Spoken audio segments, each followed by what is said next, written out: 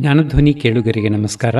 ಈಗ doctor AR. ಕೃಷ್ಣಶಾಸ್ತ್ರಿಯವರ ಕಥಾಮೃತ ವಿಷಮಶೀಲ ಲಂಬಕ ಕುಸುಮಾಯುಧನ ಕಥೆ.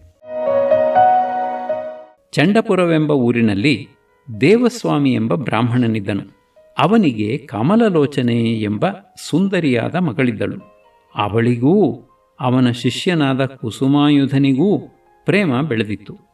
ಆದ್ದರಿಂದ ಅವಳನ್ನು ಬೇರೊಬ್ಬನಿಗೆ ಕೊಟ್ಟು ಮದುವೆ ಮಾಡಬೇಕೆಂದು ಪ್ರಯತ್ನ ನಡೆದಾಗ ಕಮಲಲೋಚನೆಯು ಕುಸುಮಾಯುಧನನ್ನು ಕುರಿತು, ನೀನು ನನ್ನ ಮನಸ್ಸು ವರಿಸಿದ ಪತಿ, ನನ್ನನ್ನು ಎಲ್ಲಿಗಾದರೂ ಕರೆದುಕೊಂಡು ಹೋಗಿಬಿಡು ಎಂದು ಹೇಳಿದಳು.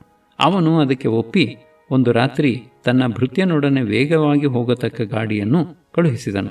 ಅವಳು ಅವನನ್ನು ನಂಬಿ ಅದರೊಳಗೆ ಕುಳಿತುಕೊಳ್ಳಲು ಅವನು ಗಾಡಿಯನ್ನು ಎಲ್ಲಿಗೋ ಹೊಡೆದುಕೊಂಡು ಹೋಗಿಬಿಟ್ಟನು. ಬೆಳಗಾಗುವ ಹೊತ್ತಿಗೆ ಬೇರೊಂದು ಊರಿನಲ್ಲಿರಲು ಕಮಲಲೋಚನೆಯು ಕುಸುಮಾಯುಧನಲ್ಲಿ ಅವನ ಹತ್ತಿರಕ್ಕೆ ಕರೆದುಕೊಂಡು ಹೋಗುವುದಿಲ್ಲವೇ ಎಂದು ಕೇಳಿದಳು. ಅವನು, ನಾನೇ ನಿನ್ನನ್ನು ಮದುವೆ ಮಾಡಿಕೊಳ್ಳುತ್ತೇನೆ, ಅವನ ಚಿಂತೆ ಏಕೆ ಎಂದನು. ಅವಳು ಜಾಣೆಯಾದ್ದರಿಂದ, ಆಗಬಹುದು, ನೀನೂ ನನಗೆ ಪ್ರಿಯನೇ, ಈಗಲೇ ಮದುವೆ ಮಾಡಿಕೊಂಡು ಬಿಡು ಎಂದಳು.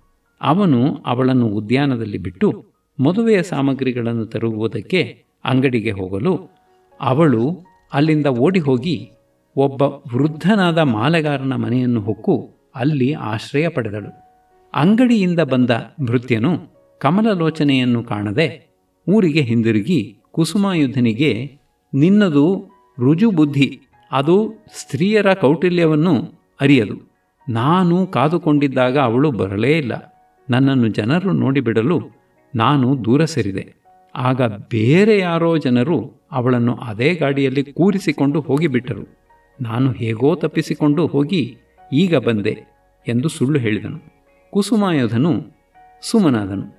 ಸ್ವಲ್ಪ ಕಾಲದ ಮೇಲೆ ಅವನ ತಂದೆಯು ಅವನಿಗೆ ಮದುವೆ ಮಾಡಬೇಕೆಂದು ಹೆಣ್ಣು ಗೊತ್ತು ಮಾಡಿದನು. ಆ ಹೆಣ್ಣು ಇದ್ದದ್ದು ಈಗ ಕಮಲಲೋಚನೆ ಇದ್ದ ಊರೇಯೇ. ಅಲ್ಲಿಗೆ ಮದುವೆಗೆಂದು ಕುಸುಮಾಯುಧನು ಹೋಗಲು ಅವನನ್ನು ಉದ್ಯಾನದ ಹತ್ತಿರ ಕಮಲಲೋಚನೆಯು ಕಂಡು ಮಾಲೆಗಾರನಿಗೆ ಹೇಳಿ ಕರೆಸಿಕೊಂಡಳು. ಅವನೇ ಅವರಿಗೆ ತನ್ನ ಮನೆಯಲ್ಲಿ ಮದುವೆ ಮಾಡಿಸಿದನು. ಅನಂತರ ಅವನು ಹೀಗೆ ಅವಳನ್ನು ಕಾಣುವುದಕ್ಕೆ ಕಾರಣಲಾದ ಮತ್ತು ತನ್ನ ತಂದೆ ಗೊತ್ತು ಮಾಡಿದ್ದ ಹುಡುಗಿಯನ್ನೂ ಮದುವೆ ಮಾಡಿಕೊಂಡು ತನ್ನ ಭೃತ್ಯನನ್ನು ಶಿಕ್ಷಿಸಿ ಇಬ್ಬರು ಹೆಂಡಿರನ್ನೂ ಕರೆದುಕೊಂಡು ಸ್ವದೇಶಕ್ಕೆ ಹೋಗಿ ಸುಖದಿಂದಿದ್ದನು.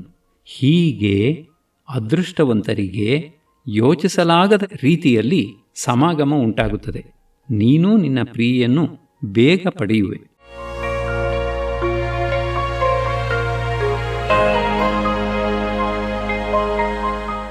ಈ ಕಥೆಯನ್ನು ಕೇಳಿ ಸಮಾಧಾನ ತಂದುಕೊಂಡು ಕೇಸಟನು ಕಂದರ್ಪ ಸುಮನಸೆಯರೊಡನೆ ಯಜ್ಞಸ್ವಾಮಿಯ ಮನೆಯಲ್ಲಿ ಕೆಲವು ದಿನವಿದ್ದನು. ಆಮೇಲೆ ಎಲ್ಲರೂ ತಮ್ಮೂರಿನ ಕಡೆ ಹೊರಟರು.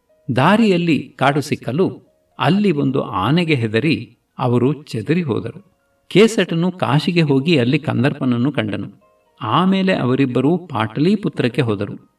ಅಲ್ಲಿ ಕೇಸಟನು ತನ್ನ ತಂದೆಗೆ ರೂಪವತಿ ವಿವಾಹವನ್ನೂ ಕಂದರ್ಪನ ವೃತ್ತಾಂತವನ್ನೂ ತಿಳಿಸಿದನು. ಅತ್ತ ಸುಮನಸೆಯು ಕಾಡಿನಲ್ಲಿ ಅಲೆಯುತ್ತಾ ಕತ್ತಲೆಯಾಗಲು ಅವಳ ಗೋಳನ್ನು ಕೇಳಿದ ಯೋಗಿನಿಯರು, ಪಾಪ, ಇವಳು ನಮ್ಮ ಕಂದರ್ಪನ ಹೆಂಡತಿಯಲ್ಲವೇ ಎಂದು ಕೃಪೆಯಿಂದ ಅವಳನ್ನು ರತ್ನಪುರದಲ್ಲಿ ಬಿಟ್ಟರು.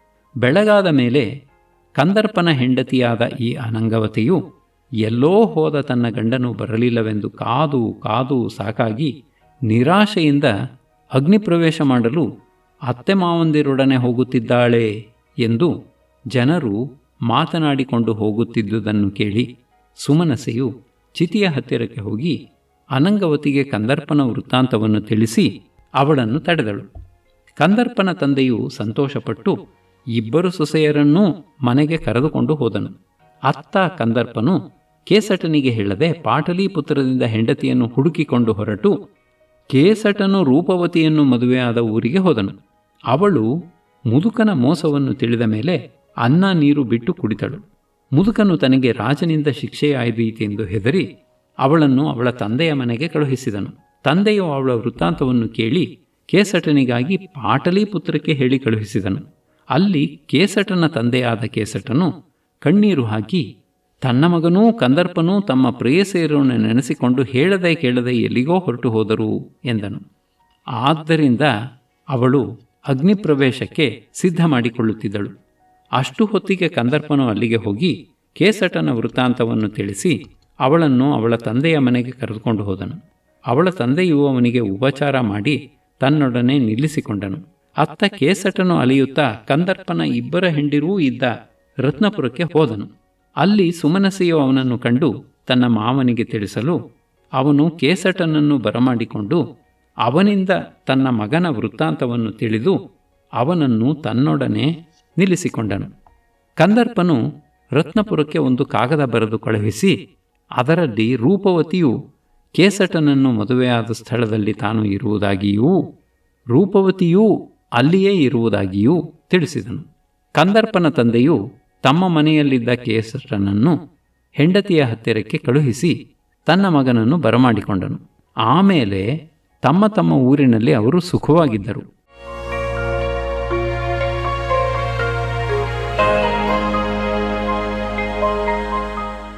ಹೀಗೆ ಕೇಸಟನ ಕಥೆಯನ್ನು ಹೇಳಿ ಆ ಬ್ರಾಹ್ಮಣನು, ಅಯ್ಯ, ದೈವಗತಿಯನ್ನು ಯಾರು ಬಲ್ಲರು? ಸತ್ತು ಹೋಗಿದ್ದ ನನ್ನ ಹೆಂಡತಿಯೂ ಮತ್ತೆ ಬದುಕಿ ಬಂದಳು. ಆದ್ದರಿಂದ ಏಳು ಎಂದು ಪ್ರೋತ್ಸಾಹಿಸಿ ಇಲ್ಲಿಗೆ ಕರೆತಂದನು. ಇಲ್ಲಿ ಒಂದು ದೊಡ್ಡ ಹಂದಿಯನ್ನೂ ಆನೆಯನ್ನೂ ನೋಡಿದೆ. ಆ ಆನೆಯು ನನ್ನ ಪ್ರಿಯೆಯನ್ನು ಉಗುಳಿ ಮತ್ತೆ ನುಂಗಿ ಹೊರಟು ಹೋಯಿತು. ಅದನ್ನು ಹುಡುಕುತ್ತಿರುವಾಗ ನಿಮ್ಮನ್ನು ಕಂಡೆವು ಎಂದನು. ಆಗ ವಿಕ್ರಮಾದಿತ್ಯನು ಆನೆಯಿಂದ ಬಂದ ಹೆಂಗಸನ್ನು ಕರೆಸಿ ಧನದತ್ತನಿಗೆ ಕೊಡಿಸಿದನು. ಗಂಡ ಹೆಂಡಿರು ಸಂತೋಷಗೊಂಡು ವಿಕ್ರಮಾದಿತ್ಯನನ್ನು ಕೃತಜ್ಞತೆಯಿಂದ ಸ್ತೋತ್ರ ಮಾಡಿದರು. ತರಂಗ 5. ರಾಜನು ಧನದತ್ತನ ಜೊತೆಗಾರನನ್ನು ನೋಡಿ, ಅಯ್ಯ, ಸತ್ತು ಹೋಗಿದ್ದ ನಿನ್ನ ಹೆಂಡತಿ ಮತ್ತೆ ಬದುಕಿ ಬಂದಳು ಎಂದೆಯಲ್ಲ, ಅದು ಹೇಗೆ ಎಂದು ಕೇಳಲು ಅವನು ಹೀಗೆಂದನು. ನಾನು ಚಂದ್ರಸ್ವಾಮಿ ಎಂಬ ಬ್ರಾಹ್ಮಣ. ನನ್ನದು ಬ್ರಹ್ಮಸ್ಥಳವೆಂಬ ಅಗ್ರಹಾರ. ನನಗೆ ಸುಂದರಿಯಾದ ಹೆಂಡತಿ ಇದ್ದಾಳೆ. ನಾನು ಒಂದು ದಿನ ಏನೋ ಕೆಲಸಕ್ಕಾಗಿ ಹಳ್ಳಿಗೆ ಹೋಗಿದ್ದಾಗ ಭಿಕ್ಷೆಗೆ ಬಂದಿದ್ದ ಒಬ್ಬ ಕಾಪಾಲಿಕನು ನನ್ನ ಹೆಂಡತಿಯನ್ನು ನೋಡಿದನು. ಅವನು ನೋಡಿದ್ದೇ ತಡ, ಅವಳಿಗೆ ಜ್ವರ ಬಂದು ಅಂದು ಸಂಜೆಯ ಹೊತ್ತಿಗೆ ಸತ್ತು ಹೋದಳು. ಕೂಡಲೇ ನೆಂಟರಿಷ್ಟರು ಸೇರಿ ಅವಳನ್ನು ದಹನ ಮಾಡಿ ಬಂದರು. ನಾನು ಬಂದ ಮೇಲೆ ಈ ವರ್ತಮಾನವನ್ನು ಕೇಳಿ ಸ್ಮಶಾನಕ್ಕೆ ಹೋಗಲು ಆ ಕಾಪಾಲಿಕನು ಚಿತಿಯ ಹತ್ತಿರಕ್ಕೆ ಬಂದು ಅದರ ಮೇಲೆ ಒಂದು ಚಿಟಿಕೆ ಬೂದಿಯನ್ನು ಹಾಕಲು ನನ್ನ ಹೆಂಡತಿಯು ಜೀವಸಹಿತ ಎದ್ದಳು. ಅವಳನ್ನು ಅವನು ತನ್ನ ಹಿಂದೆ ಮಂತ್ರಬಲದಿಂದ ಕರೆದುಕೊಂಡು ಹೋದನು. ನಾನು ಅವನ ಹಿಂದೆಯೇ ಬಿಲ್ಲು ಬಾಣ ಹಿಡಿದು ಹೋದೆ. ಅವನು ಗಂಗಾತೀರದಲ್ಲಿದ್ದ ಒಂದು ನೆಲಮಾಳಿಗೆಯೊಳಗೆ ಅವಳನ್ನು ಇಟ್ಟನು. ಅವಳಂತೆಯೇ ಅಲ್ಲಿ ಇನ್ನಿಬ್ಬರು ಹೆಂಗಸರು ಇದ್ದರು. ಆಗ ಅವನು ಕೆಳಗಿಟ್ಟ ಖಟ್ವಾಂಗವನ್ನು ತೆಗೆದುಕೊಂಡು ಗಂಗೆಗೆ ಎಸೆದು, ಲೋ ಕಾಪಾಲಿಕ, ನನ್ನ ಹೆಂಡತಿಯನ್ನು ಹೊತ್ತುಕೊಂಡು ಬಂದಿದ್ದೀಯಾ? ನಿನ್ನನ್ನು ಕೊಂದು ಬಿಡುತ್ತೇನೆ ಎಂದೆ. ಅವನು ಖಟ್ವಾಂಗ ಹೋದದ್ದರಿಂದ ತನ್ನ ಶಕ್ತಿಯನ್ನು ಕಳೆದುಕೊಂಡು ಓಡತೊಡಗಿದನು. ನಾನು ಅವನನ್ನು ಬಾಣದಿಂದ ಹೊಡೆದು ಸಾಯಿಸಿ 3 ಹೆಂಗಸರನ್ನೂ ಮನೆಗೆ ಕರೆದುಕೊಂಡು ಹೋದೆ. ಎಲ್ಲರಿಗೂ ಆಶ್ಚರ್ಯವಾಯಿತು. ಆ 2 ಹೆಂಗಸರನ್ನು ವಿಚಾರ ಮಾಡಲು ಅವರು, ನಾವು ವಾರಾಣಸಿಯ ರಾಜನ ಮತ್ತು ವರ್ತಕನ ಮಕ್ಕಳು. ಈ ಕಾಪಾಲಿಕನು ಸಿದ್ಧಿ ಬಲದಿಂದ ನಮ್ಮನ್ನು ಅಪಹರಿಸಿಕೊಂಡು ಬಂದಿದ್ದ. ನಿನ್ನ ದಯೆಯಿಂದ ಕಳಂಕಿತರಾಗದೆ ಬಿಡುಗಡೆ ಹೊಂದಿದೆವು ಎಂದರು. ನಾನು ಅವರನ್ನು ಕರೆದುಕೊಂಡು ಹೋಗಿ ಅವರವರ ಮನೆಯಲ್ಲಿ ಬಿಟ್ಟು ಬರುತ್ತಿರುವಾಗ ಈ ವರ್ತಕ ಪುತ್ರನನ್ನು ಕಂಡೆ. ಅವನನ್ನು ಕರೆದುಕೊಂಡು ಇಲ್ಲಿಗೆ ಬಂದೆ. ನನ್ನ ಹೆಂಡತಿ ಸತ್ತು ಬದುಕಿದ್ದು ಹೀಗೆ ಎಂದನು.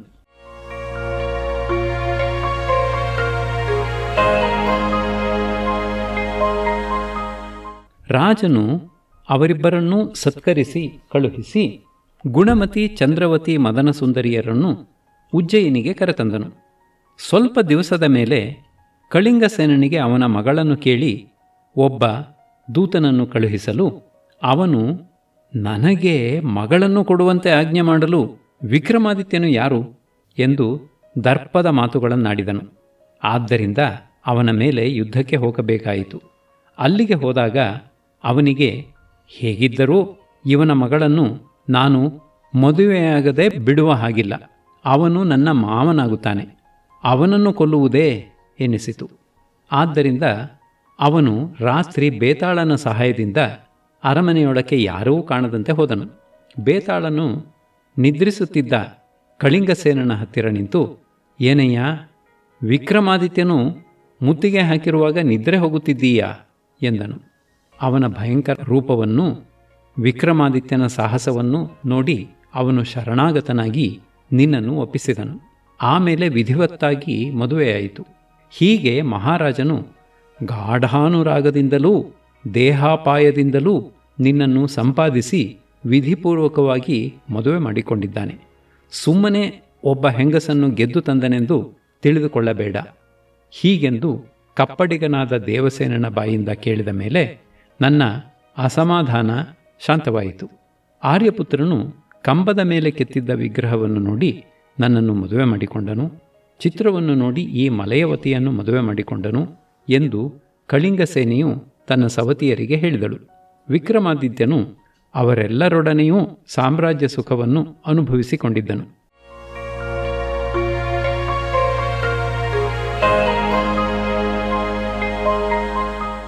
ಕೃಷ್ಣ ಶಕ್ತಿಯ ಕಥೆ. ಒಂದು ಸಾರಿ ದಕ್ಷಿಣಾಪಥದಿಂದ ಕೃಷ್ಣಶಕ್ತಿ ಎಂಬ ರಾಜಪುತ್ರನು ದಾಯಾದಿಗಳಿಂದ ಅವಮಾನಿತನಾಗಿ ಅರಮನೆಯ ಸಿಂಹದ್ವಾರದಲ್ಲಿ ಕಪ್ಪಡಿಗನಾಗಿ ನಿಂತನು. ಬೇಡವೆಂದರೂ ಕೇಳದೆ ನಾನು ವಿಕ್ರಮಾದಿತ್ಯ ಮಹಾರಾಜನಿಗೆ 12 ವರ್ಷ ಸೇವೆ ಸಲ್ಲಿಸಬೇಕು ಎಂದು ತನ್ನ ನಿರ್ಧಾರವನ್ನು ತಿಳಿಸಿದನು. 11 ವರ್ಷ ಕಳೆಯಿತು. 12ನೆಯ ವರ್ಷದಲ್ಲಿ ಚಿರವಿರಹಿಣಿಯಾದ ಅವನ ಹೆಂಡತಿಯು ಒಂದು ಪತ್ರವನ್ನು ಕಳುಹಿಸಿದಳು. ರಾಜನು ವೀರಚರ್ಯೆಗೆಂದು ರಾತ್ರಿ ಬಂದಾಗ ದೀಪದ ಬೆಳಕಿನಲ್ಲಿ ಅವನು ಅದನ್ನು ಓದುತ್ತಿದ್ದನು. ಅದರಲ್ಲಿ ಈ ಆರ್ಯೆ ಇತ್ತು: ಸಂತಪ್ತಾಯತ ತರಳಾಸ್ತವ ವಿರಹೇ ನಾಥ ಕಠಿಣ ಹೃದಯಾಯಾಹ ನಿರ್ಯಾಂತ ವಿರತಮೇತೆ ನಿಶ್ವಾಸಾಮೇತ್ ನತು ಪ್ರಾಣಾಹ. ಮತ್ತೆ ಮತ್ತೆ ಓದಿದ ಈ ಪದ್ಯವನ್ನು ಕೇಳಿ ರಾಜನು ಅರಮನೆಗೆ ಬಂದ ಮೇಲೆ, ಪಾಪ, ಈ ಕಪ್ಪಡಿಗನ ಹೆಂಡತಿ ತುಂಬ ಕೊರಗುತ್ತಿದ್ದಾಳೆ. 12 ವರ್ಷ ತುಂಬುವುದರೊಳಗಾಗಿ ತನ್ನ ಕೆಲಸವಾಗದಿದ್ದರೆ ಆ ಕೊರಗಿನಿಂದಲೇ ಇವನು ಸತ್ತು ಹೋಗಿಬಿಡುತ್ತಾನೆ ಎಂದು ಚಿಂತಿಸಿ ಅವನಿಗೆ ಹೇಳಿ ಕಳುಹಿಸಿ, ಅಯ್ಯ, ಉತ್ತರಕ್ಕೆ ಓಂಕಾರ ಪೀಠದ ಮಾರ್ಗವಾಗಿ ಹೋಗಿ ಅಲ್ಲಿರುವ ಖಂಡವಟಕವೆಂಬ ಗ್ರಾಮಕ್ಕೆ ಅಧಿಕಾರಿಯಾಗು. ಇಗೋ ಶಾಸನ ಹಾಕಿಕೊಟ್ಟಿದ್ದೇನೆ ಎಂದನು. ಅವನು, ಏನು, 1 ಗ್ರಾಮವೇ? ನಾಚಿಕೆಗೇಡು. ಆದರೂ ಪ್ರಭುವಿನ ಆಜ್ಞೆಯನ್ನು ನಡೆಸಲೇಬೇಕು ಎಂದು ಶಾಸನವನ್ನು ತೆಗೆದುಕೊಂಡು ಹೊರಟನು. ಓಂಕಾರ ಪೀಠದಿಂದ ಮುಂದೆ ಒಂದು ಕಾಡಿನಲ್ಲಿ ಆಡುತ್ತಿದ್ದ ಕೆಲವು ಹುಡುಗಿಯರನ್ನು ಕಂಡು, ಖಂಡವಟಕವೆಲ್ಲಿದೆ ಗೊತ್ತಿದೆಯೇ ಎಂದು ಕೇಳಿದನು. ಅವರು, ನಾವು ಕಾಣೆವು, ಇಲ್ಲಿಂದ 10 ಯೋಜನ ಹೋದರೆ ಅಲ್ಲಿ ನಮ್ಮ ತಂದೆ ಇದ್ದಾನೆ, ಅವನಿಗೆ ಗೊತ್ತಿದ್ದೀತು ಎಂದರು. ಅಲ್ಲಿಗೆ ಹೋಗಿ ನೋಡಿದರೆ ಅವರ ತಂದೆ ಒಬ್ಬ ಭಯಂಕರನಾದ ರಾಕ್ಷಸ. ಅವನನ್ನು ಕಂಡು ಕೃಷ್ಣಶಕ್ತಿಯು, ಅಯ್ಯ, ಖಂಡವಟಕ ಇರುವುದೆಲ್ಲಿ ಎಂದು ಕೇಳಿದನು. ರಾಕ್ಷಸನು ಅವನ ಧೈರ್ಯವನ್ನು ಮೆಚ್ಚಿಕೊಂಡು, ಅಲ್ಲಿ ನಿನಗೆ ಏನಾಗಬೇಕು? ಅದು ಎಷ್ಟೋ ದಿನದಿಂದ ಪಾಳು ಬಿದ್ದಿದೆ. ಅಲ್ಲಿಗೆ ಹೋಗಲೇಬೇಕಾದರೆ ದಾರಿ ತಿಳಿಸುತ್ತೇನೆ. ಇಗೋ, ಈ ದಾರಿ ಮುಂದೆ 2 ಕವಲಾಗುತ್ತದೆ. ಎಡ ಕವಲಿನಿಂದ ಹೋದರೆ ಆ ಊರು ಸಿಕ್ಕುತ್ತದೆ. ಊರಿಗೆ ಎತ್ತರವಾದ ಕೋಟೆ ಇದೆ ಎಂದನು. ಕೃಷ್ಣಶಕ್ತಿಯು ಅವನು ಹೇಳಿದ ದಾರಿ ಹಿಡಿದು ಹೋಗಲು ಆ ಊರು ಸಿಕ್ಕಿತು. ಅದು ಭಯಂಕರವಾಗಿಯೂ ಮನೋಹರವಾಗಿಯೂ ಇತ್ತು. ಆದರೆ ಊರು ಬರಿಯದು. ಆದರಾಗಲೆಂದು ಅವನು ಅದರೊಳಹೊಕ್ಕು 7 ಸುತ್ತಿನ ಕೋಟೆಯ ಮಧ್ಯೆ ಇದ್ದ ಅರಮನೆಯನ್ನು ಕಂಡನು. ಅದರೊಳಗೆ ಪ್ರವೇಶಿಸಿ ಬಂಗಾರದಿಂದ ಮಾಡಿ ರತ್ನ ಕೆತ್ತಿದ್ದ ಅದರ ಉಪ್ಪರಿಗೆಯನ್ನು ಹತ್ತಿದನು. ಅಲ್ಲಿ ಒಂದು ರತ್ನಸಿಂಹಾಸನವಿರಲು ಅದರ ಮೇಲೆ ಕುಳಿತುಕೊಂಡನು. ಅಷ್ಟು ಹೊತ್ತಿಗೆ ಆ ರಾಕ್ಷಸನು ಕೈಯಲ್ಲಿ ಬೆತ್ತವನ್ನು ಹಿಡಿದು ಬಂದು, ಏನಯ್ಯ ಮನುಷ್ಯ, ಏಕೆ ರಾಜಾಸನದಲ್ಲಿ ಕುಳಿತು ಬಿಟ್ಟೆ ಎಂದು ಕೇಳಿದನು. ಕೃಷ್ಣಶಕ್ತಿಯು ಧೈರ್ಯದಿಂದ, ನಾನು ಇಲ್ಲಿಯ ದೊರೆ, ಇದನ್ನು ನನಗೆ ವಿಕ್ರಮಾದಿತ್ಯನು ಶಾಸನ ಹಾಕಿ ಕೊಟ್ಟಿದ್ದಾನೆ. ನೀವೆಲ್ಲ ನನಗೆ ಕಾಣಿಕೆ ಸಲ್ಲಿಸಬೇಕಾದ ಪ್ರಜೆಗಳು ಎಂದನು. ಆಗ ರಾಜನು ಅವನಿಗೆ ಪ್ರಣಾಮ ಮಾಡಿ, ನಾನು ದ್ವಾರಪಾಲಕ, ವಿಕ್ರಮಾದಿತ್ಯನ ಆಜ್ಞೆಗೆ ಎದುರಿಲ್ಲ ಎಂದು ಪ್ರಜೆಗಳೆಲ್ಲರನ್ನೂ ಬರಮಾಡಿದನು. ಮಂತ್ರಿಗಳು ಬಂದರು, ರಾಜಪರಿವಾರ ಬಂತು, ಚತುರಂಗ ಬಲ ಬಂತು. ಎಲ್ಲರೂ ವಂದಿಸಿದರು. ರಾಜೋಪಚಾರವನ್ನು ಕೈಕೊಂಡು ಅವನು ವಿಕ್ರಮಾದಿತ್ಯನದು ಏನು ಮಹಿಮೆ, ಏನು ಔದಾರ್ಯ! ಒಂದು ಗ್ರಾಮವನ್ನು ಕೊಡುತ್ತೇನೆಂದು ಹೇಳಿ ಇಂಥ ರಾಜ್ಯವನ್ನೇ ಕೊಟ್ಟಿದ್ದಾನೆ ಎಂದು ಅದನ್ನು ಆಳಲು ಮೊದಲು ಮಾಡಿದನು. ಅವನ ಜೊತೆಯವರನ್ನು ವಿಕ್ರಮಾದಿತ್ಯನು ಉಜ್ಜಯಿನಿಯಲ್ಲಿ ಪೋಷಿಸುತ್ತಿದ್ದನು. ಕೆಲವು ಕಾಲದ ಮೇಲೆ ಕೃಷ್ಣಶಕ್ತಿಯು ಸೇನಾ ಸಮೇತನಾಗಿ ಬಂದು ವಿಕ್ರಮಾದಿತ್ಯನಿಗೆ ನಮಸ್ಕರಿಸಲು ಅವನು, ಅಯ್ಯ, ನಿನ್ನ ಹೆಂಡತಿ ಕಾಗದ ಬರೆದು ಕಳಿಸಿದ್ದಳಲ್ಲವೇ, ಹೋಗು, ಅವಳ ನಿಟ್ಟುಸಿರನ್ನು ನಿಲ್ಲಿಸು ಎಂದನು. ಅವನಿಗೆ ಈ ಮಾತು ಕೇಳಿ ಆಶ್ಚರ್ಯವಾಯಿತು. ತನ್ನ ಸ್ನೇಹಿತರೊಡನೆ ಸ್ವದೇಶಕ್ಕೆ ಹೋಗಿ ದಾಯಾದಿಗಳನ್ನು ತಳ್ಳಿಹಾಕಿ ಚಿರವಿರಹಿಣಿಯಾಗಿದ್ದ ತನ್ನ ಹೆಂಡತಿಯನ್ನು ಸಂತೋಷಪಡಿಸಿ ಅವಳೊಡನೆ ಸುಖವಾಗಿ ರಾಜ್ಯವಾಳಿಕೊಂಡಿದ್ದನು.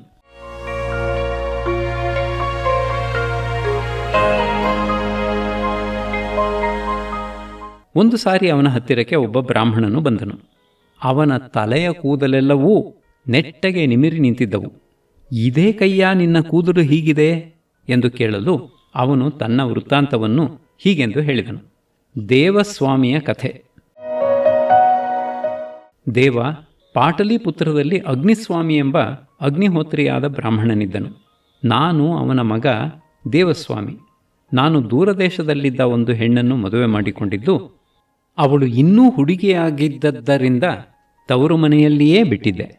ವಯಸ್ಸಿಗೆ ಬಂದ ಮೇಲೆ ಅವಳನ್ನು ಕರೆತರಲು ಆಳನ್ನೂ ಕುದುರೆಯನ್ನೂ ತೆಗೆದುಕೊಂಡು ಹೋದೆ. ನಮ್ಮ ಮಾವನು ನನ್ನನ್ನು ಉಪಚರಿಸಿ ನನ್ನ ಹೆಂಡತಿಯನ್ನೂ ಅವಳ ಜೊತೆಯಲ್ಲಿ ಒಬ್ಬ ಹೆಣ್ಣಾಳನ್ನೂ ಕಳುಹಿಸಿಕೊಟ್ಟನು. ಅವರನ್ನು ನಾನು ಕರೆತಿರುತ್ತಿರಲು ದಾರಿಯಲ್ಲಿ ಅವಳು ಕುದುರೆಯಿಂದಿಳಿದು ಹೊಳೆಯಲ್ಲಿ ನೀರು ಕುಡಿದು ಬರುತ್ತೇನೆ ಎಂದು ಹೋದಳು. ಎಷ್ಟು ಹೊತ್ತಾದರೂ ಬಾರದಿರಲು ನೋಡಿಕೊಂಡು ಬಾ ಎಂದು ಆಳನ್ನು ಕಳುಹಿಸಿದೆ. ಅವನೂ ಬರದಿರಲು ಕುದುರೆಯನ್ನು ನೋಡಿಕೊಂಡಿರು ಎಂದು ಹೆಣ್ಣಾಳಿಗೆ ಹೇಳಿ ನಾನೇ ಹೋದೆ. ಹೋಗಿ ನೋಡಿದರೆ ನನ್ನ ಹೆಂಡತಿಯು ನನ್ನ ಆಳನ್ನು ಪೂರ್ತಿಯಾಗಿ ತಿಂದು ಬರಿಯ ಮೂಳೆಯನ್ನು ಬಿಟ್ಟಿದ್ದಾಳೆ. ಬಾಯೆಲ್ಲ ರಕ್ತವಾಗಿದೆ. ಅದನ್ನು ನೋಡಿ ಹೆದರಿ ಹಿಂದಕ್ಕೆ ಓಡಿಬಂದು ಕುದುರೆಯ ಹತ್ತಿರಕ್ಕೆ ಹೋದರೆ ಆ ಹೆಣ್ಣಾಳು ಹಾಗೆಯೇ ಕುದುರೆಯನ್ನು ತಿಂದು ಮುಗಿಸಿದ್ದಳು. ಅಲ್ಲಿಂದ ಒಂದೇ ಸಮನಾಗಿ ಓಡಿ ಹೋದೆ. ಆ ಹೆದರಿಕೆಯಿಂದ ಎದ್ದ ಕೂದಲು ಈಗಲೂ ಕೆಳಕ್ಕೆ ಹೋಗದಿದೆ. ಸ್ವಾಮಿಯೇ ನನ್ನನ್ನು ಕಾಪಾಡಬೇಕು ಎಂದನು. ರಾಜನು ಅವನ ಹೆದರಿಕೆಯನ್ನು ಹೋಗಲಾಡಿಸಿ, ಹೆಂಗಸರು ಮಹಾಸಾಹಸ ಉಳ್ಳವರು, ಅವರನ್ನು ನಂಬಬಾರದು ಎಂದನು. ಆಗ ಅಲ್ಲಿದ್ದ ಮಂತ್ರಿಗಳಲ್ಲಿ ಒಬ್ಬನು, ಹೆಂಗಸರು ಅಂಥ ಕೆಟ್ಟವರೆಯೇ ಪ್ರಭು, ಸ್ವಾಮಿಯು ಅಗ್ನಿಶರ್ಮನ ವೃತ್ತಾಂತವನ್ನು ಕೇಳಿಲ್ಲವೇ ಎಂದು ಆ ಕಥೆಯನ್ನು ಹೇಳಿದನು. ಅಗ್ನಿಶರ್ಮನ ಕಥೆ. ಈ ಊರಿನಲ್ಲಿ ಅಗ್ನಿಶರ್ಮನೆಂಬ ಬ್ರಾಹ್ಮಣನಿದ್ದಾನೆ. ಅವನು ವಿದ್ಯಾವಂತನಲ್ಲ, ಶುದ್ಧ ದಡ್ಡ. ಅವನಿಗೆ ವರ್ಧಮಾನಪುರದಿಂದ ಹೆಣ್ಣನ್ನು ತಂದು ಮದುವೆಯಾಗಿತ್ತು. ಹುಡುಗಿ ಚಿಕ್ಕವಳು, ತಂದೆ ಹಣವಂತ. ಆದ್ದರಿಂದ ಈಗಲೇ ಗಂಡನ ಮನೆಗೆ ಕಳುಹಿಸುವುದಿಲ್ಲವೆಂದು ತನ್ನ ಹತ್ತಿರವೇ ಇಟ್ಟುಕೊಂಡಿದ್ದನು. ಅವಳಿಗೆ ವಯಸ್ಸು ಬರಲು ಒಂದು ದಿನ ಅಗ್ನಿಶರ್ಮನ ತಾಯಿ ತಂದೆಗಳು, ಏನೋ ಇನ್ನೂ ನಿನ್ನ ಹೆಂಡತಿಯನ್ನು ಕರೆದುಕೊಂಡು ಬರುವುದಿಲ್ಲವೇನೋ ಎಂದು ಕೇಳಿದರು. ಅವನು ಆ ಮಾತನ್ನೇ ಹಿಡಿದುಕೊಂಡು ಅವರಾರಿಗೂ ಹೇಳದೆ ಹೊರಟೇ ಬಿಟ್ಟನು. ದಾರಿಯಲ್ಲಿ ಕಾಗೆ ಬಲಕ್ಕೆ ಹೋಯಿತು, ಎಡದಲ್ಲಿ ನರಿ ಕೂಗಿತು. ಅವನು ಅದನ್ನು ಕೇಳಿ ಬದುಕು ಬದುಕು ಎಂದುಕೊಳ್ಳುತ್ತಾ ಸಂತೋಷಪಟ್ಟುಕೊಂಡು ಹೋದನು. ಅವನ ಮಾತನ್ನು ಕೇಳಿದ ಶಕುನ ದೇವತೆಯು ಅದೃಶ್ಯವಾಗಿ ನಕ್ಕಳು. ಮಾವನ ಮನೆಯೊಳಕ್ಕೆ ಹೋಗುವಾಗಲೂ ಹಾಗೆ ಕಾಗೆ ಬಲಕ್ಕೆ ಹೋಯಿತು, ಎಡದಿಂದ ನರಿ ಉಳಿತು. ಅವನೂ ಹಾಗೆಯೇ ಬದುಕು ಬದುಕು ಎಂದನು. ಶಕುನ ದೇವತೆಯು, ಅಯ್ಯೋ, ಈ ಮೂರ್ಖನು ಅಪಶಕುನವನ್ನು ಶುಭವೆಂದುಕೊಂಡು ಸಂತೋಷಪಡುತ್ತಿದ್ದಾನೆ, ಅವನನ್ನು ನಾನು ಬದುಕಿಸಬೇಕು ಎಂದುಕೊಂಡಳು. ಅಳಿಯನನ್ನು ಕಂಡು ಎಲ್ಲರೂ ಸಂತೋಷಪಟ್ಟು, ಏನಯ್ಯ, ಒಬ್ಬನೇ ಬಂದಿದ್ದೀಯಾ ಎಂದು ಕೇಳಿದರು. ಅವನು, ಹೌದು, ಮನೆಯಲ್ಲಿ ಯಾರಿಗೂ ಹೇಳದೆಯೇ ಇದ್ದಕ್ಕಿದ್ದ ಹಾಗೆ ಹೊರಟು ಬಂದು ಬಿಟ್ಟೆ ಎಂದು ಉತ್ತರ ಕೊಟ್ಟನು. ಸ್ನಾನ ಊಟಗಳಾದವು. ರಾತ್ರಿ ಮಲಗುವ ಮನೆಗೆ ಹೋದಾಗ ಗಂಡನಿಗೆ ಆಯಾಸದಿಂದ ನಿದ್ರೆ ಬಂದು ಬಿಟ್ಟಿತು. ಹೆಂಡತಿ ಬಂದವಳು ಅವನು ನಿದ್ರಿಸುತ್ತಿದ್ದುದನ್ನು ನೋಡಿ ತನ್ನ ಉಪಪತಿಯನ್ನು ಹುಡುಕಿಕೊಂಡು ಹೊರಟಳು. ಅವನು ಒಬ್ಬ ಕಳ್ಳ. ಅವನನ್ನು ಅಂದು ಶೂಲಕ್ಕೆ ಏರಿಸಿದ್ದರು. ಅದನ್ನು ನೋಡಿ ಅವಳು ಅವನ ಮುಖಕ್ಕೆ ಮುದ್ದಿಟ್ಟಳು. ಅವನ ದೇಹದಲ್ಲಿ ಸೇರಿಕೊಂಡಿದ್ದ ಒಂದು ಭೂತವು ಬಾಯಿ ತೆರೆದು ಅವಳ ಮೂಗನ್ನು ಕಡಿದುಕೊಂಡಿತು. ಅವಳು ಅಲ್ಲಿಂದ ಓಡಿ ಹೋಗಿ ಮಲಗಿದ್ದ ಗಂಡನ ಹತ್ತಿರ ಒಂದು ಚೂರಿಯನ್ನಿಟ್ಟು, ಅಯ್ಯೋ ಸತ್ತೆ ಸತ್ತೆ, ನನ್ನ ಗಂಡ ನನ್ನ ಮೂಗು ಕುಯ್ದು ಹಾಕಿಬಿಟ್ಟ ಎಂದು ಕೂಗಿಕೊಂಡಳು. ಅವಳ ಬಂಧುಗಳು ಬಂದು ನೋಡಿ ಅಗ್ನಿಶರ್ಮನನ್ನು ದೊಣ್ಣೆಗಳಿಂದ ಹೇರಿ ದೊರೆಗೆ ದೂರು ಕೊಟ್ಟರು. ಅವನು ಆ ಪತ್ನಿ ದ್ರೋಹಿಯನ್ನು ಕಡಿದು ಹಾಕಿಬಿಡಿ ಎಂದು ಅಪ್ಪಣೆ ಮಾಡಿದನು. ವಧ್ಯಭೂಮಿಗೆ ಅವನನ್ನು ಕರೆದುಕೊಂಡು ಹೋಗುತ್ತಿದ್ದಾಗ ಆ ಶಕುನ ದೇವತೆಯು ಇವನಿಗೆ ಅಪಶಕುನದ ಪ್ರಾಪ್ತಿಯಾಯಿತು. ಆದರೆ ಅವನು ಬದುಕು ಬದುಕು ಎಂದ. ಆದ್ದರಿಂದ ಅವನನ್ನು ಬದುಕಿಸುತ್ತೇನೆ ಎಂದು ಯೋಚಿಸಿ ಅದೃಶ್ಯಳಾಗಿ, ಎಲೈ ವಧಕರೇ, ಈ ಬ್ರಾಹ್ಮಣನನ್ನು ವಧಿಸಬೇಡಿ, ಶೂಲಕ್ಕೆ ಹಾಕಿರುವ ಕಳ್ಳನ ಬಾಯಿಯಲ್ಲಿ ನೋಡಿದರೆ ಅವಳ ಮೂಗು ಸಿಕ್ಕುತ್ತದೆ ಎಂದು ಅಂದಿನ ರಾತ್ರಿ ನಡೆದ ವೃತ್ತಾಂತವನ್ನು ತಿಳಿಸಿದಳು. ದೊರೆಗೆ ಈ ವರ್ತಮಾನ ಹೋಯಿತು. ಕಳ್ಳನ ಹಲ್ಲಿನ ಮಧ್ಯೆ ಮೂಗು ಇದ್ದದ್ದನ್ನು ತಿಳಿದು ಅವನು ಬ್ರಾಹ್ಮಣನನ್ನು ಬಿಡುಗಡೆ ಮಾಡಿ ಆ ಹೆಂಗಸನ್ನು ಶಿಕ್ಷಿಸಿದನು. ಹೆಂಗಸರು ಇಂಥವರು ಎಂದನು. ರಾಜನು ಹೌದು ಹೌದು ಎಂದು ಅದನ್ನು ಅನುಮೋದಿಸಲು ದೊರೆಯ ಹತ್ತಿರದಲ್ಲಿದ್ದ ಧೂರ್ತನಾದ ಮೂಲದೇವನು, ಮಹಾರಾಜ, ಹಾಗಾದರೇನು ಹೆಂಗಸರಲ್ಲಿ ಸಾಧ್ಯವೇ ಇಲ್ಲವೇ? ಮರಗಳೆಲ್ಲ ವಿಷವೃಕ್ಷಗಳೆಯೇ, ಅವುಗಳಲ್ಲಿ ಮಾವಿನ ಮರಗಳಿಲ್ಲವೇ? ಇದಕ್ಕೆ ನಾನೇ ಅನುಭವಿಸಿದ ಒಂದು ಕಥೆಯನ್ನು ಹೇಳುತ್ತೇನೆ ಕೇಳಿ ಎಂದು ಅದನ್ನು ಹೇಳಿದನು. ಮೂಲದೇವನ ಕಥೆ.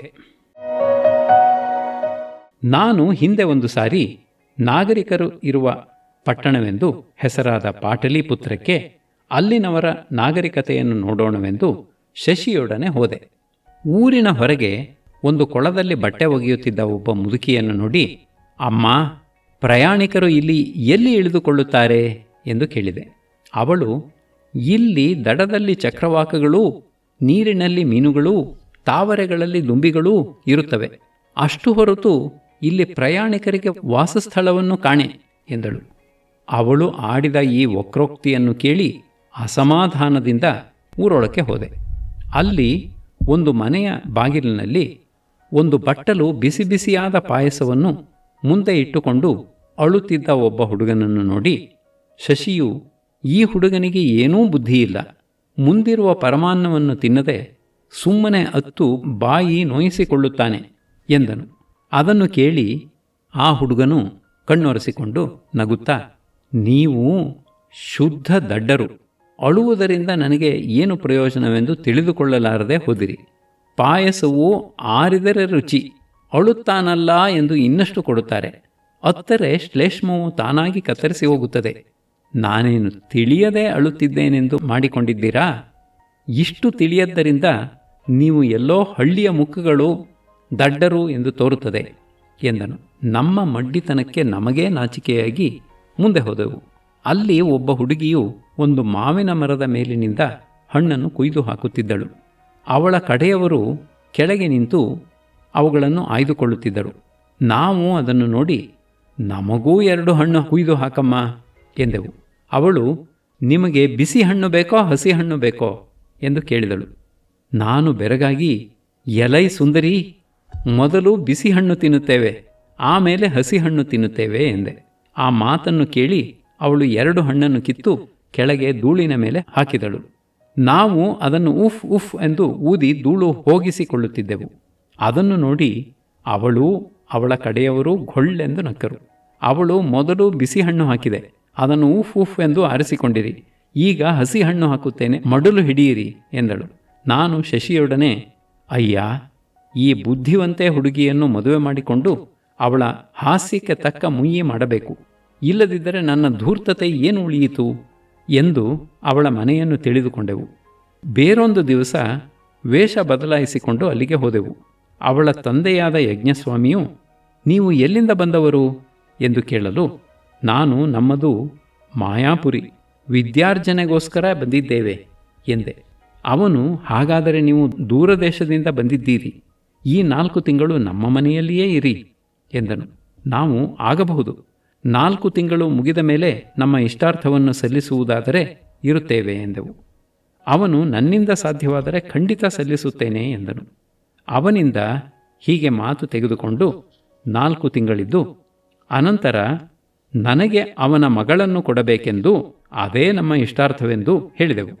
ಯಜ್ಞಸ್ವಾಮಿಯು ತನ್ನ ಮಾತಿಗೆ ಕಟ್ಟುಬಿದ್ದು, ಇವರೇನೋ ಮೋಸ ಮಾಡಿದರು, ಆಗಲಿ, ಈತನು ಗುಣವಂತನಾದ್ದರಿಂದ ಏಕೆ ಒಪ್ಪಬಾರದು ಎಂದು ಮದುವೆ ಮಾಡಿಕೊಟ್ಟನು.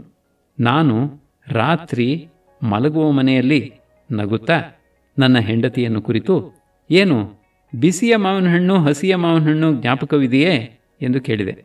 ಅವಳು ಆಗ ನನ್ನ ಗುರುತು ಹಿಡಿದು ಮುಗುಳುನಿಗೆ ನಗುತ್ತಾ, ಹಳ್ಳಿಯವರನ್ನು ಕಂಡರೆ ಪಟ್ಟಣವಾಸದವರು ಹಾಗೇ ಹಾಸ್ಯ ಮಾಡುವುದು ಎಂದಳು. ನಾನು, ಪಟ್ಟಣವಾಸದವಳೇ, ನಿನ್ನಿಷ್ಟಕ್ಕೆ ನೀನು ಸುಖವಾಗಿರು, ಹಳ್ಳಿಯವನಾದ ನಾನು ದೂರ ಹೊರಟು ಹೋಗುತ್ತೇನೆ ಎಂದೆ. ಅವಳು, ನೀನು ಹೊರಟು ಹೋದರೆ ನಿನ್ನ ಮಗನಿಂದಲೇ ನಿನ್ನನ್ನು ಹಿಡಿದು ತರಿಸುತ್ತೇನೆ ಎಂದಳು. ಹೀಗೆ ಇಬ್ಬರೂ ಪ್ರತಿಜ್ಞೆ ಮಾಡಲು ಅವಳು ಅತ್ತ ಕಡೆ ಮುಖ ತಿರುಗಿಸಿಕೊಂಡು ಮಲಗಿಬಿಟ್ಟಳು. ಅವಳಿಗೆ ನಿದ್ರೆ ಬಂದಿದ್ದಾಗ ನಾನು ಅವಳ ಬೆರಳಿಗೆ ನನ್ನ ಉಂಗುರ ತೊಡಿಸಿ ಹೊರಟು ಅವಳ ನಾಗರಿಕತೆಯನ್ನು ನೋಡೋಣ ಎಂದು ಉಜ್ಜಯಿನಿಗೆ ಬಂದುಬಿಟ್ಟೆ. ಅವಳು ಬೆಳಗ್ಗೆ ಎದ್ದು ನಾನು ಅಲ್ಲಿ ಇಲ್ಲದ್ದನ್ನೂ ತನ್ನ ಕೈಯಲ್ಲಿ ಉಂಗುರವಿದ್ದದ್ದನ್ನೂ ನೋಡಿ ಅವನೇನೋ ತನ್ನ ಪ್ರತಿಜ್ಞೆಯನ್ನು ಪೂರೈಸಿ ನನ್ನನ್ನು ಬಿಟ್ಟು ಹೊರಟು ಹೋಗಿದ್ದಾನೆ. ಇನ್ನು ನಾನು ನನ್ನ ಪ್ರತಿಜ್ಞೆಯನ್ನು ನಡೆಸಬೇಕು. ಈ ಉಂಗುರದಲ್ಲಿ ಮೂಲದೇವ ಎಂದಿದೆ. ಅವನು ನಿಜವಾಗಿ ಆ ಪ್ರಸಿದ್ಧ ಧೂರ್ತನೆನ್ನಿಸಿಕೊಂಡ ಮೂಲದೇವನೇ ಇರಬೇಕು. ಅವನು ಉಜ್ಜಯಿನಿಯಲ್ಲಿ ವಾಸ ಮಾಡುತ್ತಾನೆ ಎಂದು ಜನರು ಹೇಳುತ್ತಿರುತ್ತಾರೆ. ಆದ್ದರಿಂದ ಅಲ್ಲಿಗೆ ಹೋಗಿ ಉಪಾಯದಿಂದ ನನ್ನ ಕೆಲಸವನ್ನು ಸಾಧಿಸಿಕೊಳ್ಳಬೇಕು ಎಂದು ನಿಶ್ಚಯಿಸಿ ತಂದೆಯನ್ನು ಕಂಡು, ಅಪ್ಪ, ನನ್ನ ಗಂಡನು ನನ್ನನ್ನು ಇದ್ದಕ್ಕಿದ್ದ ಹಾಗೆಯೇ ಬಿಟ್ಟು ಹೊರಟು ಹೋದನು. ಅವನಿಲ್ಲದೆ ನನಗೆ ಏನು ಸುಖ? ಆದ್ದರಿಂದ ತೀರ್ಥಯಾತ್ರೆ ಮಾಡುತ್ತಾ ಈ ದೇಹವನ್ನು ಸಮೆಸುತ್ತೇನೆ ಎಂದು ಹೇಳಿ ಅವನನ್ನು ಹೇಗೋ ಒಪ್ಪಿಸಿ ತನ್ನ ಪರಿಕರಗಳೊಡನೆ ಹೊರಟು ಬಿಟ್ಟಳು.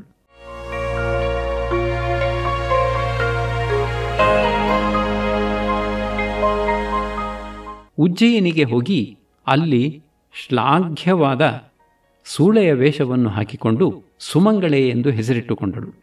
ಅವಳ ಭೃತ್ಯರು ಕಾಮರೂಪದಿಂದ ಸುಮಂಗಳೆ ಎಂಬ ಸೊಗಸಾದ ಸೂಳೆ ಬಂದಿದ್ದಾಳೆ ಎಂದು ಊರ ತುಂಬ ಪ್ರಚಾರ ಮಾಡಿದರು.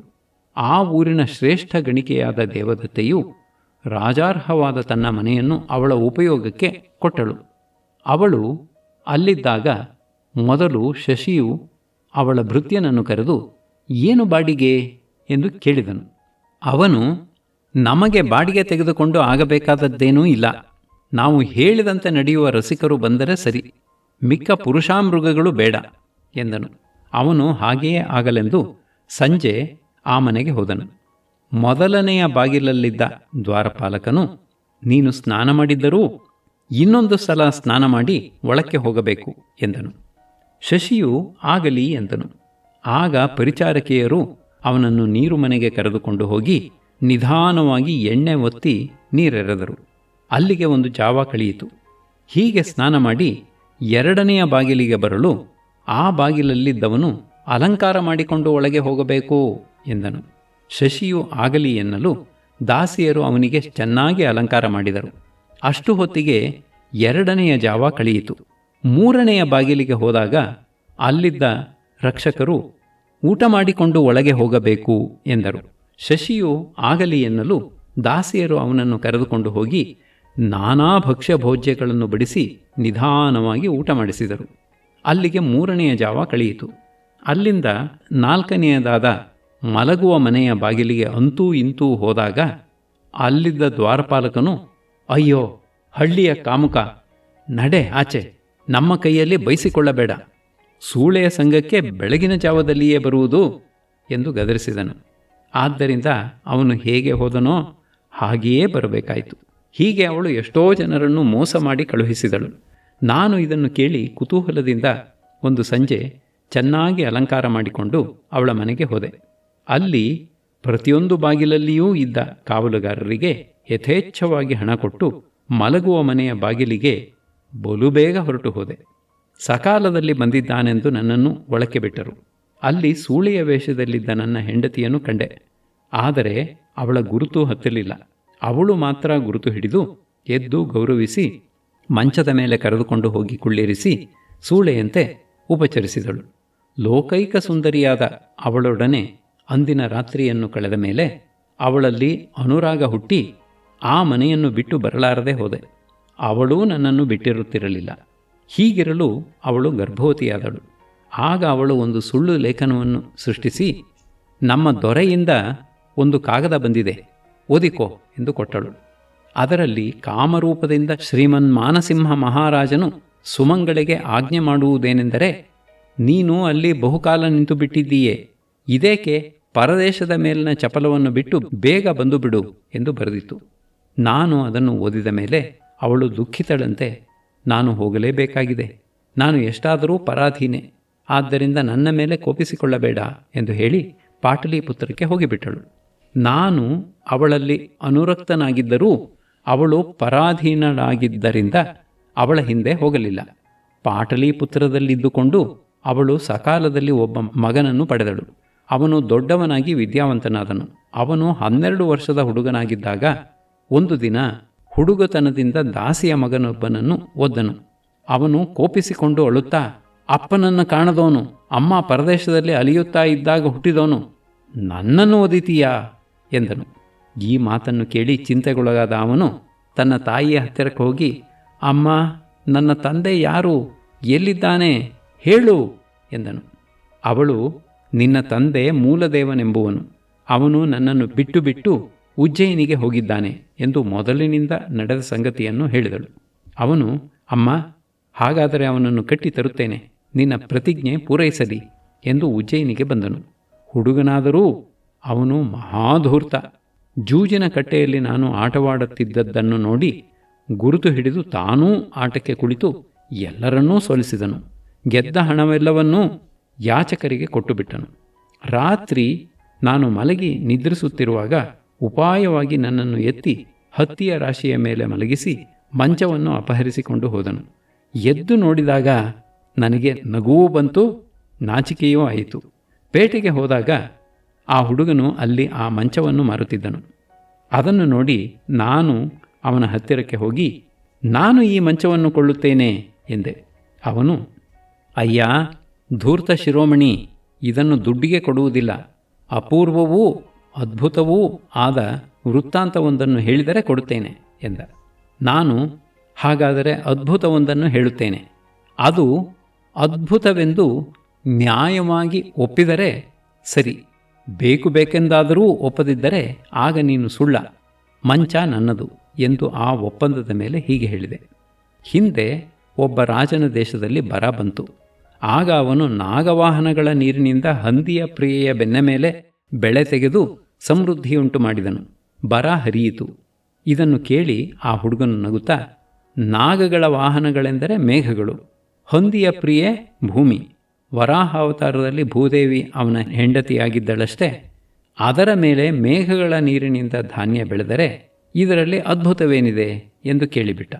ನಾನು ವಿಸ್ಮಿತನಾಗಿರಲು ಅವನು ಮತ್ತೆ, ಈಗ ನಾನು ಒಂದು ಅಪೂರ್ವವಾದ ಸಂಗತಿಯನ್ನು ಹೇಳುತ್ತೇನೆ, ಅದನ್ನು ತಿಳಿದು ಹೇಳಿದರೆ ನಿನಗೆ ಮಂಚವನ್ನು ಕೊಟ್ಟು ಬಿಡುತ್ತೇನೆ, ಇಲ್ಲದಿದ್ದರೆ ನೀನು ನನ್ನ ದಾಸನಾಗಬೇಕು ಎಂದನು. ನಾನು ಒಪ್ಪಲು ಅವನು, ಅಯ್ಯ ಧೂರ್ತಪತಿ, ಹಿಂದೆ ಒಬ್ಬ ಹುಡುಗ ಹುಟ್ಟುತ್ತಿದ್ದ ಹಾಗೇ ತನ್ನ ಕಾಲಿನ ಭಾರದಿಂದ ಭೂಮಿಯನ್ನು ನಡುಗಿಸಿದ, ಆಗಲೇ ವೃದ್ಧನಾಗಿ ಲೋಕಾಂತರದಲ್ಲಿ ಕಾಲಿಟ್ಟ ಎಂದನು. ನನಗೆ ಅರ್ಥವಾಗದೆ, ಇದು ಬರೀ ಬುರುಡೆ, ಇದಕ್ಕೇನೂ ಅರ್ಥವಿಲ್ಲ ಎಂದೆ. ಆಗ ಅವನು, ವಿಷ್ಣುವು ವಾಮನನಾಗಿ ಹುಟ್ಟಿದ ಕೂಡಲೇ ಭೂಮಿ ನಡುಗಲಿಲ್ಲವೇ, ಆಗಲೇ ಅವನು ವೃದ್ಧಿ ಹೊಂದಿ ಸ್ವರ್ಗಲೋಕದಲ್ಲಿ ತನ್ನ ಹೆಜ್ಜೆ ಇಡಲಿಲ್ಲವೇ, ನೀನು ಸೋತು ದಾಸನಾದೆ. ಈ ಅಂಗಡಿ ಬೀದಿಯಲ್ಲಿರುವವರೆಲ್ಲರೂ ಇದಕ್ಕೆ ಸಾಕ್ಷಿ. ಆದ್ದರಿಂದ ನಾನು ಹೋದೆಡೆಗೆ ನೀನು ನನ್ನ ಜೊತೆಯಲ್ಲಿಯೇ ಬರಬೇಕು ಎಂದು ನನ್ನ ತೋಳನ್ನು ಹಿಡಿದುಕೊಂಡನು. ಅಲ್ಲಿದ್ದವರೆಲ್ಲರೂ ಅವನ ಪರವಾಗಿ ಸಾಕ್ಷ್ಯ ನುಡಿದರು. ಆಗ ಅವನು ತನ್ನ ಪರಿವಾರದವರಿಂದ ನನ್ನನ್ನು ಕಟ್ಟಿಸಿ ತಾಯಿಯ ಹತ್ತಿರಕ್ಕೆ ಕರೆದುಕೊಂಡು ಹೋದನು. ಅವಳು ನನ್ನನ್ನು ನೋಡಿ, ಆರ್ಯಪುತ್ರ, ನನ್ನ ಪ್ರತಿಜ್ಞೆಯೂ ಪೂರೈಸಿತು, ನಿನ್ನ ಮಗನೇ ನಿನ್ನನ್ನು ಕಟ್ಟಿ ಇಲ್ಲಿಗೆ ಕರೆತಂದಿದ್ದಾನೆ ಎಂದು ಎಲ್ಲರೆದುರಿಗೂ ತನ್ನ ವೃತ್ತಾಂತವನ್ನು ವಿವರಿಸಿದಳು. ಎಲ್ಲರೂ ಸಂತೋಷಪಟ್ಟು ಹಬ್ಬ ನಡೆಸಿದರು. ದೇವ, ಹೀಗೆ ಪತಿಭಕ್ತಿಯುಳ್ಳ ಕುಲಸ್ತ್ರೀಯರು ಇದ್ದೇ ಇರುತ್ತಾರೆ, ಎಲ್ಲ ಹೆಂಗಸರೂ ಕೆಟ್ಟ ಚಾಳಿಯವರಲ್ಲ ಎಂದನು. ಮೂಲದೇವನ ಈ ಕಥೆಯನ್ನು ಕೇಳಿ ವಿಕ್ರಮಾದಿತ್ಯನೂ ಮಂತ್ರಿಗಳು ತುಂಬ ಸಂತೋಷಪಟ್ಟರು. ಹೀಗೆ ಆ ರಾಜನು ಆಶ್ಚರ್ಯಗಳನ್ನು ಕೇಳುತ್ತಲೂ ನೋಡುತ್ತಲೂ ಮಾಡುತ್ತಲೂ ಭೂಮಿಯನ್ನು ಗೆದ್ದು ಸುಖವಾಗಿದ್ದನು.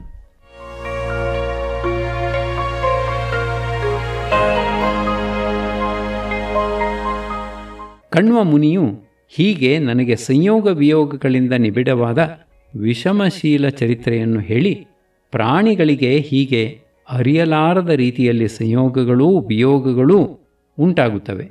ನರವಾಹನದತ್ತ ನಿನಗೂ ಹೀಗೆಯೇ ಬೇಗ ನಿನ್ನ ಪ್ರಿಯೆಯೊಡನೆ ಸಂಗಮ ಉಂಟಾಗುತ್ತದೆ. ಆದ್ದರಿಂದ ಧೈರ್ಯ ತಂದುಕೋ. ಹೆಂಡತಿಯೊಡನೆಯೂ ಮಂತ್ರಿಗಳೊಡನೆಯೂ ವಿದ್ಯಾಧರ ಚಕ್ರವರ್ತಿ ಪದವಿಯನ್ನು ಬಹುಕಾಲ ಅನುಭವಿಸುತ್ತೀಯೇ ಎಂದನು.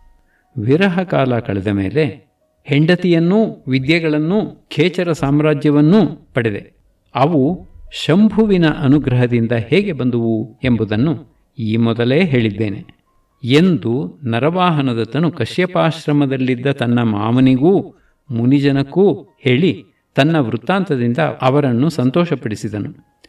ಮಳೆಗಾಲ ಕಳೆದ ಮೇಲೆ ಅವರ ಅಪ್ಪಣೆ ಪಡೆದು ಅವನು ಮಂತ್ರಿಗಳೊಡನೆಯೂ ಹೆಂಡಿರೊಡನೆಯೂ ವಿಮಾನದಲ್ಲಿ ಹೊರಟು ಅಂತರಿಕ್ಷ ಮಾರ್ಗವಾಗಿ ತನ್ನ ನಿವಾಸ ಸ್ಥಾನವಾದ ಋಷಭಾದ್ರಿಗೆ ಒಂದು ಕ್ಷಣದಲ್ಲಿ ಸೇರಿ ವಿದ್ಯಾಧರರ ಮಧ್ಯದಲ್ಲಿ ಮದನ ಮಂಚುಕಾ ರತ್ನಪ್ರಭಾ ಮುಂತಾದವರೊಡನೆ ಒಂದು ಕಲ್ಪಕಾಲ ಸಾಮ್ರಾಜ್ಯ ಸುಖವನ್ನು ಅನುಭವಿಸಿಕೊಂಡಿದ್ದನು.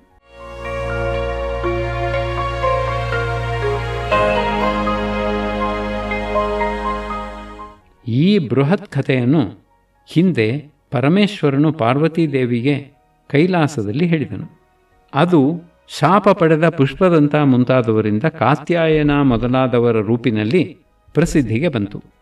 ಇದನ್ನು ಯಾರು ಆದರದಿಂದ ಓದುತ್ತಾರೋ ಅವರು ತಮ್ಮ ಪಾಪ ಕಳೆದುಕೊಂಡು ವಿದ್ಯಾಧರರಾಗಿ ನನ್ನ ಲೋಕಕ್ಕೆ ಬರುತ್ತಾರೆ ಎಂದು ಈ ಕಥೆಗೆ ಗಿರಿಜಾಕಾಂತನು ವರಕೊಟ್ಟನು. ವಿಷಮಶೀಲ ಲಂಬಕ ಮುಗಿಯಿತು. ಶ್ರೀರಸ್ತು. ಕಥಾಮೃತ ಮುಗಿಯಿತು. ಶ್ರೀರಸ್ತು. ಸಮಾಪ್ತಿ. ನಾನಾ ಕಥಾಮೃತ ಮಯಸ್ಯ ಬೃಹತ್ ಕಥಾಯಾಃ ಸಾರಸ್ಯ ಸಜ್ಜನ ಮನೋಂಬುಧಿಪೂರ್ಣಚಂದ್ರಃ ಸೋಮೇನ ವಿಪ್ರವರ ಭೂರಿ ಗುಣಾಭಿರಾಮ ರಾಮಾತ್ಮಜೇನ ವಿಹಿತಃ ಖಲು ಸಂಗ್ರಹೋಯಂ. ಫಲಶ್ರುತಿ. ಏತಾಂ ಮದ್ವದನೋದ್ಗತಾಂ ಪಠತಿ ಯೋ ವಾ ಶೃಣೋತ್ಯಾದರಾತ್ ಯಶ್ಚೈತಾಂ ಸುಖತಾಂ ಬಿಭರ್ತಿ ನ ಚಿರಾತ್ ಸಧ್ವಸ್ಥ ಪಾಪಃ ಕೃತೀ ಸದ್ವಿದ್ಯಾಧರತಾಮವಾಪ್ಯನಿಯತಂ ಲೋಕಂ ಮಮ ಪ್ರಾಪ್ಸ್ನುಯಾತ್ ಇತ್ಯಸ್ಯಾಶ್ಚ ತದಾ ವರಗಿರಿಸುತಾ ಕಾಂತಃ ಕಥಾಯಾದಧೌ.